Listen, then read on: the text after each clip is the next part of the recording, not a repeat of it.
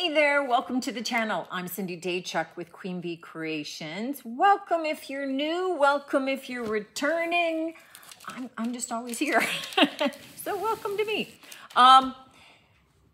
Today, I had somebody ask about I've done some alcohol ink tiles in the past, and I'll try and link to them if I remember. By the time that I filmed and then I get to edit, sometimes I don't remember. In which case, then just ask, and then that jogs my memory, and I'll remember to do it. But somebody had asked about stenciling tiles, and specifically stenciling with alcohol inks. So we are going to do that. Alcohol inks flow. They're designed to flow and move across the surface. So they are not like a paint that you pounce and it's going to be exactly where you place them. But if you're looking for something that's really precise, find a different medium and not the alcohol inks. So what you do want to use are stencils that are going to work on the size of your coaster or the surface that you're doing, which means you don't want it to be a huge big stencil and you only get one little line or one little part of it. Additionally, because it's not really precise, things that are very tiny or words, you know, so labels aren't going to work. I'm going to try this today with something.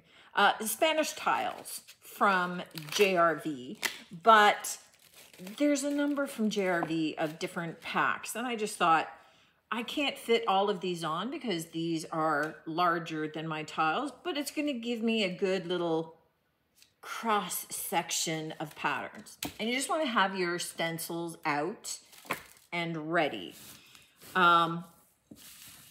Because we're going to put the stencils on when the ink is wet, and we're going to leave them to dry thoroughly. So I'm going to leave them to dry overnight because then I know for sure that's thoroughly.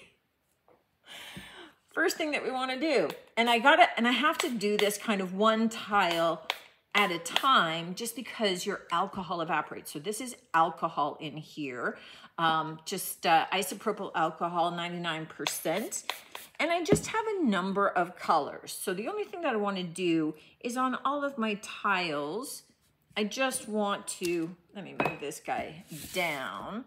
I just want to use the same colors. They're not going to have the same look, but I at least want kind of the same colors on there so that there's some consistency. And just sort of, I haven't used these colors together before, so I don't know what they're going to look like. I can record them for you. These happen to be T-Rex colors. And let me just grab a puffer so I can move these colors around.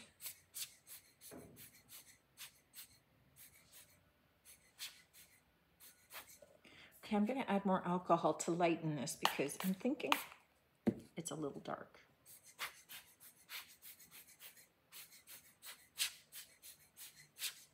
So maybe just a little bit, wow! Maybe just a little bit more of that autumn yellow.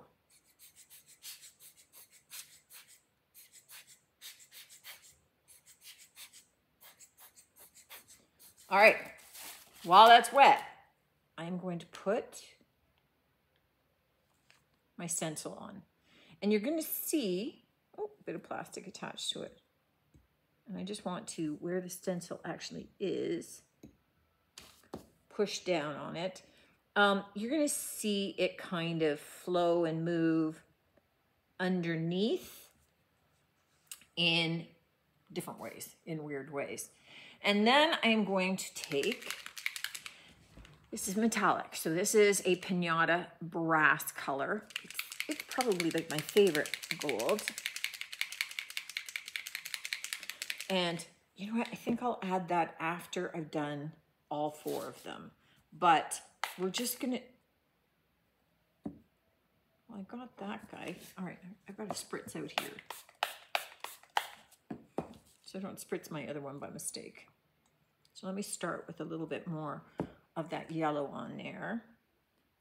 I quite liked that green, which is sea glass. And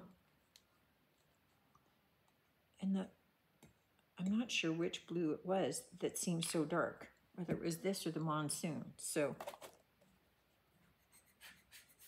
no, that blue was okay. It was the Monsoon that was a little bit darkish, so we may just leave that guy out. Okay, I quite like the colors of those, and I got some yellow mixing in there, and it's making a lovely purple.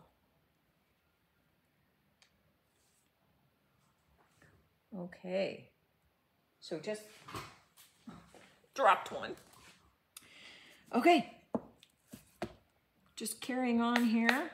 The last step in this process, before I leave them for the night, I have my colors on there. They're doing their thing, and you're gonna see them pull away and puddle, and you don't know what they're gonna look like till you lift them. But what we're going to do now, which is a little bit different, is I'm going to take my metallic gold, so I'm using Pinata brass, and I'm going to take it into some of the edges of my open spaces. So just pay attention to where your cutouts are and where they're not. And I'm just going to do a little bit of gold accenting. So I'm just doing this around some of the edging. A little bit right in the center. And what did I do? I did in around here. And this is going to move my other ink. It's going to bleed under. And we don't touch it until tomorrow. I'm going to do the same thing to the other three, and then we'll come back tomorrow and we'll lift it up and we'll see the reveal, see what we got. Our tiles have had overnight to kind of dry. Now, it doesn't mean that maybe they're a little bit wet underneath, but you can see that they kind of pulled color in different ways. Yeah, I can see some wet spots still underneath the plastic. So once I do this, I will let them finish air drying before we look at sealing them for sure. But let's see what happened. Yeah, I can see some of the ink moving underneath. But look, we get that patterning still, which we wouldn't get some of those lines and demarcations and those sorts of things if we had just let it go organically. Sort of sticks. Oh, and this one, look at all the color on this, and none of it. It all went on here and not on here. I'm not sure that I like you. All right, let's pull this one up. We got some of it happening on this one, and then still some that really pulled up. But I'm wondering,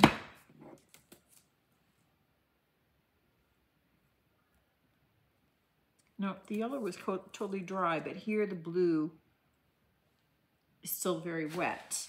Because I was wondering if maybe because it was still wet under that plastic, if that's what was causing it to pull that color up. But on this one, it was all that yellow that came up. Okay, well, I need to let this dry for sure before I do anything else. And I need a couple of seconds to think. I'm not sure I like having all of this white. The fourth one has the most color.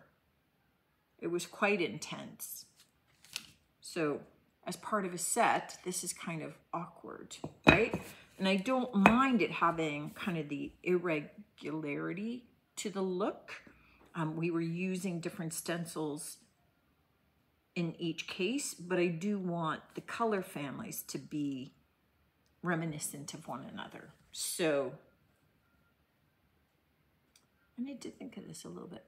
What I'm gonna try is just take a cup, put the template back over top of the ones that were a little bit icky, and the two that weren't, I have to clean them off with alcohol anyway, so I'm just reactivating some of that ink on this with some alcohol, lifting up some color, and then dropping it down into spots on the two tiles that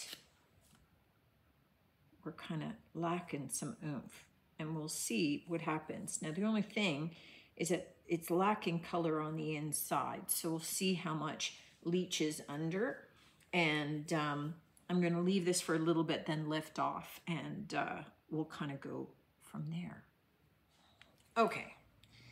At the end of the day here, I had two that were okay and two that I hated, none that I loved. So I'm going to spritz them all. And because none of this ink has been sealed, they are all going to reactivate. So I have a choice. I can continue to play with these as they are, or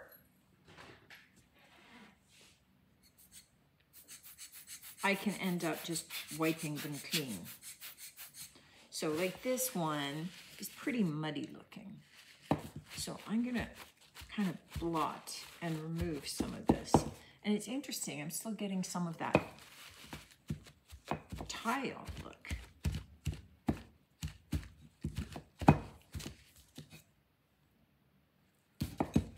Ultimately, I could take more alcohol and take that off, but let's just see.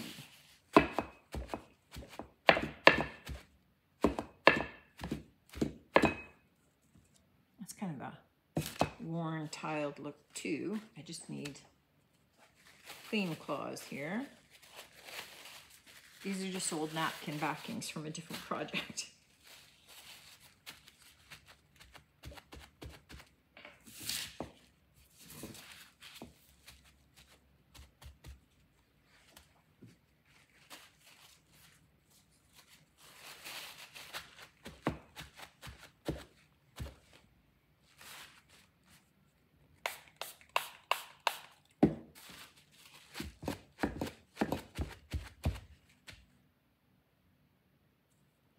Nope, still not working for me. All right, I think that we're gonna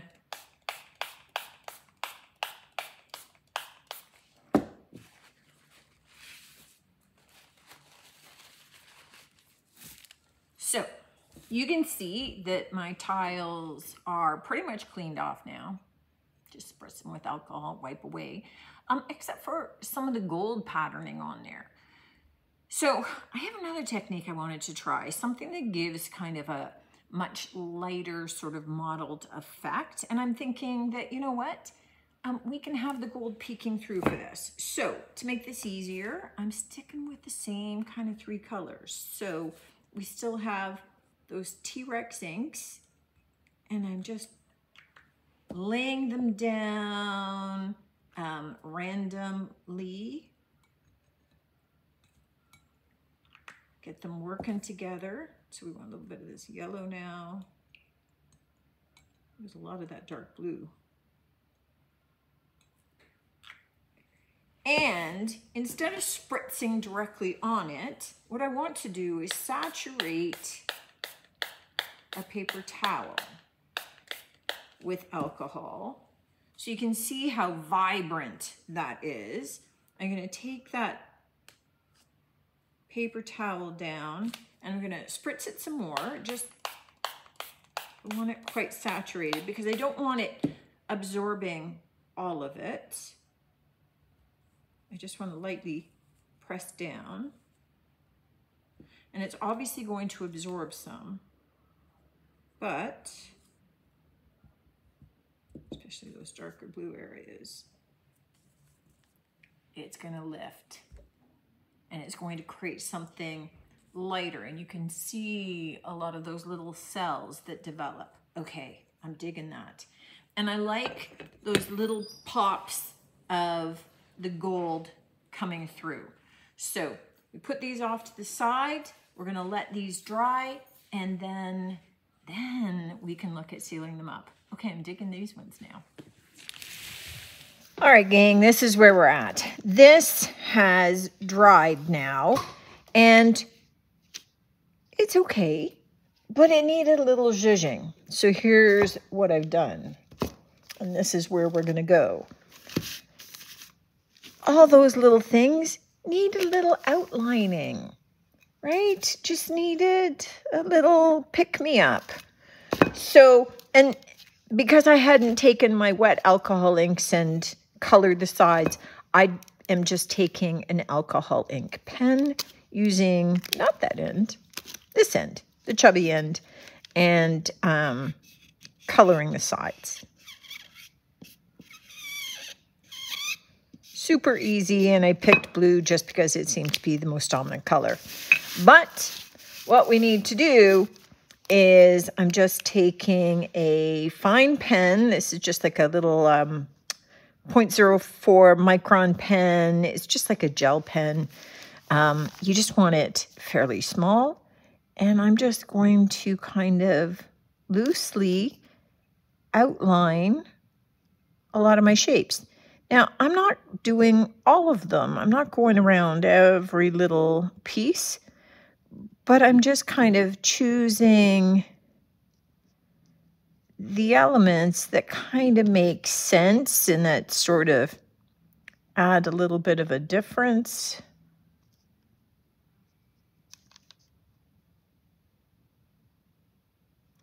And it sort of highlights some of the unique shapes that are in there.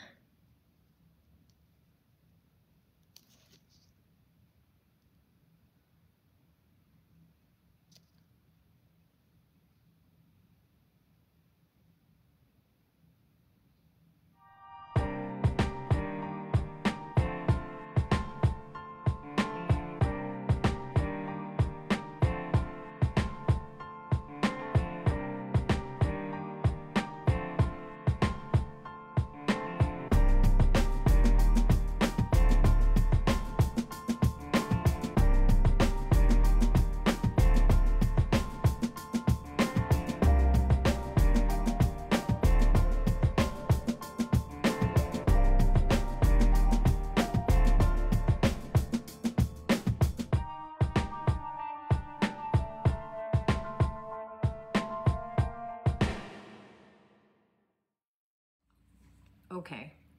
I sometimes get people that say, why do you leave all the mistakes in? You know, we started off by trying to use stencils, and I kind of thought it would give maybe an interesting look, an interesting texture. Didn't work like I thought in my head, but I like to show you guys that's where I started. I haven't abandoned that idea. I still think I may try it. I may try it on paper and see if that makes a difference. That may be too much lifted off the tile. I don't know. I don't know until I try it. So we may be trying that together. But then, you know, the gold didn't lift off these so well. We were kind of starting over. But now, like this one, you can still see the diamond shape in the middle from the shape of the gold. And I think that adds something. So we still have the gold peeking through here, and that works. We kind of did the lift technique. Now, I got to tell you, I'm not throwing out these paper towels. I've got them off to the side drying. I think that they're cool. They've got this whole tie-dyed look going on. This one's very faint. Some of these were really deep, and I think I can use them in another project. Right now, I don't know how, and I don't know what project, but I think I can. And that's partly where you need to go with this. So these, I think, turned out kind of cool now, right? With that black kind of outlining them. They're kind of in the same color family, but they've got different tones to them. And I don't think that I would have ever started with this in my head. So sometimes the failed experiments lead you to an end result that you love and that you wouldn't have gotten if you hadn't failed first. Does that make sense? And I guess 2-part epoxy, even 50-50. Just while I'm talking, I'm stirring. It's just one of those things that I think it's important for you guys to know. When I say that I'm experimenting, I'm experimenting. I'm not lying to you and, you know, oh, I've done it 20 times. I'm just going to pretend I'm experimenting. And when it turns out perfect, that's because I'm great. No, I mess up all the time, right? Far from perfect, but part of the learning is the playing. And I just believe in taking you guys along on my play journey. So I'm just propping these up on little jars so that I can get them kind of raised so the epoxy resin can drip. And I'm doing this early enough in the day while I'm still here so that I can come back periodically and I take a little stir stick and I wipe those drips away so that I don't have to be doing tons of sanding tomorrow. So you can stir this super gently and try not to get bubbles in it. But even when I stir it gently, I get bubbles, in which case I just go with it now. And I have a little heat gun that I'll use afterward, right? So once this is spread out, then I can use my heat gun to pop, get the bubbles to rise to the surface and pop. And this is an overnight cure. So this is not a quick cure. And as always with this, you want to make sure that it's stirred really well, that it's stirred thoroughly. Mine have 2 slightly different looks to them. They go a bit cloudy at first. So once they start going clear again, I know they're done. But any epoxy resin, right? I didn't buy the brand that I have having a clue how it would turn out. So I like it and it's working fine. The last time I checked, it wasn't available on Amazon anymore. So I would just be going and buying another one. Get what you can. I always end up mixing up more of this than I actually need. Again, I thought I was being smart and it wasn't very much. It was still a lot. So what I will do off camera, once I have enough on these and I've got it spread out evenly and the bubbles popped, I will then just pull out a couple of molds and I will fill the molds with this and add it to my stash of, you know, little resin molds that are just sitting off in a box waiting for a future project. So it's never, well, shoot, put my arm right in that, of course. Too busy talking. Oh, this really magnifies this. It's just lovely. I'm not going to be able to show you right now. Well, we'll get to it when they're dry tomorrow.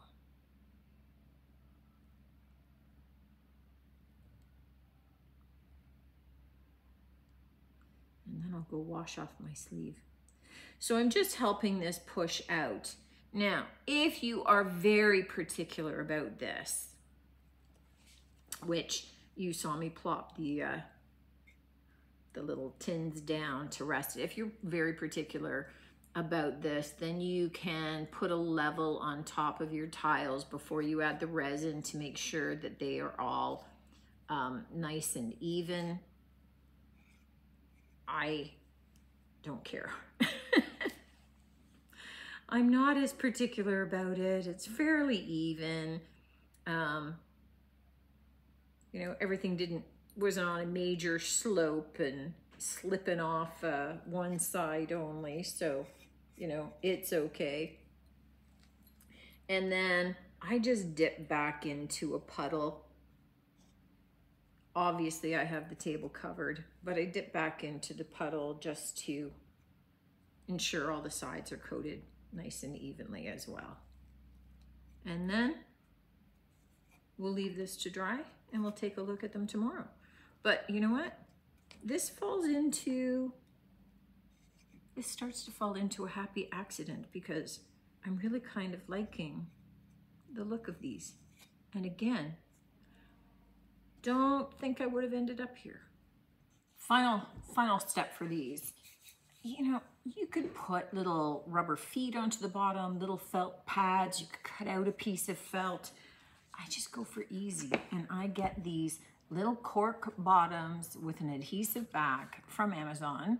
I'll try and remember to drop in the link. If I forget, just tell me and I'll add it.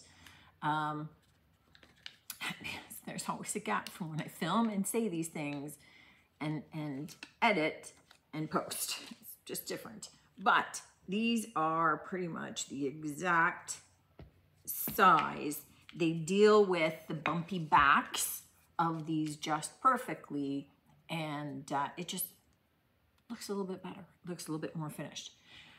So a couple of learning things. Okay, so first of all, one of the things that you guys didn't see off camera, because you know that I had filled some of these, and this is the one. So you can see that now it's all got resin where resin shouldn't go. And I had been really cautious about pouring the resin into little stems and things. But I had these on the table beside these. So I went into, you know, these were on the raised stand, and I took my little stir stick to be able to clean off any of the resin drips on the bottom.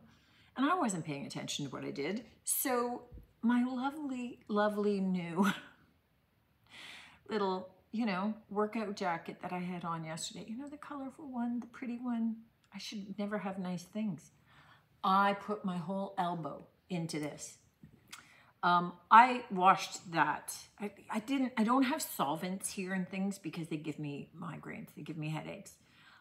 So I washed it. I used Dawn detergent and I washed it a good 15 times. I couldn't feel any more of the sticky residue on it, but it is stiff as a board today. That resin in the fibers, it has solidified. So after I got through feeling really sorry for myself, okay, so it was new to me. I thrifted it for $8, but it was still really pretty. I liked it. You saw it on camera. It was nice, right?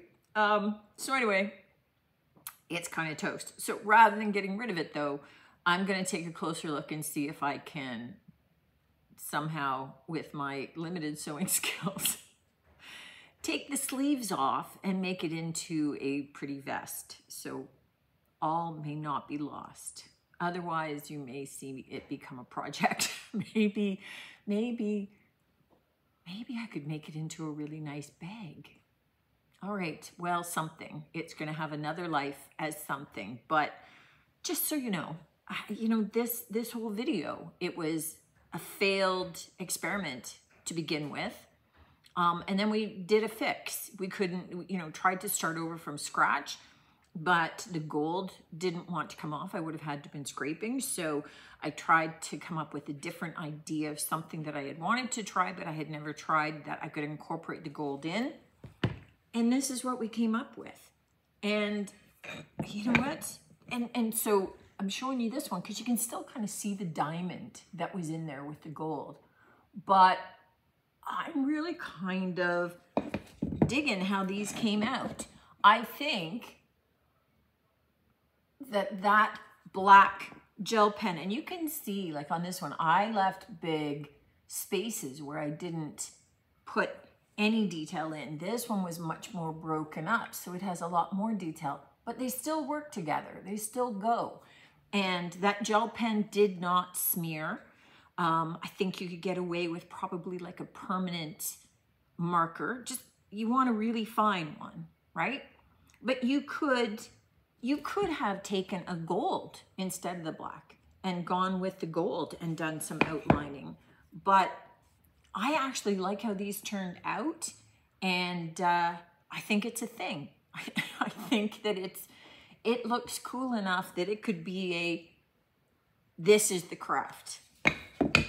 So forget the stencil part.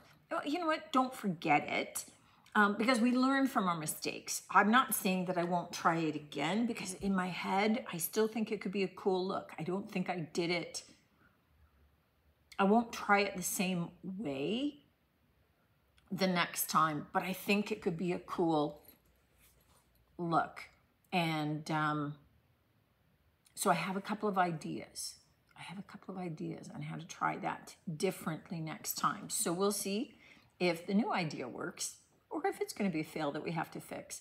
But either way, I think it's important that you recognize that, you know, even when you say it's a fail, it's not a fail, it's a learning experience. I mean, we have such negative connotations to the word fail and failure, as opposed to we all have to try things and not be good at them in order to ultimately become good at something. And I don't, in all my videos, I'm not professing to be an expert in any of it. Typically, I'm trying things for the first time along with you guys in the hopes that it frees you up to try it too. So, you know, I'm leaving the fail in there because that's where I started. And it's because of that I got to this. And I'm really digging this. In the meantime, I also have a new experiment to trial because of the grace of this project. I now get to figure out what to do with damaged exercise jackets. Go me. Thanks for tuning in, and as always, let me know what you think of this one. If you got suggestions on the stencil aspect, hit me up with those. See if it's matching up with my ideas, but it's good to have more than just my thoughts because mine don't always work out. I'm betting not all of your crafts work out first time either, but I hope you hang in there, learn from it, try something new, and go from there. That's really what it's all about. Thanks for tuning in as always. I look forward to seeing you on the next one. And until then, take care.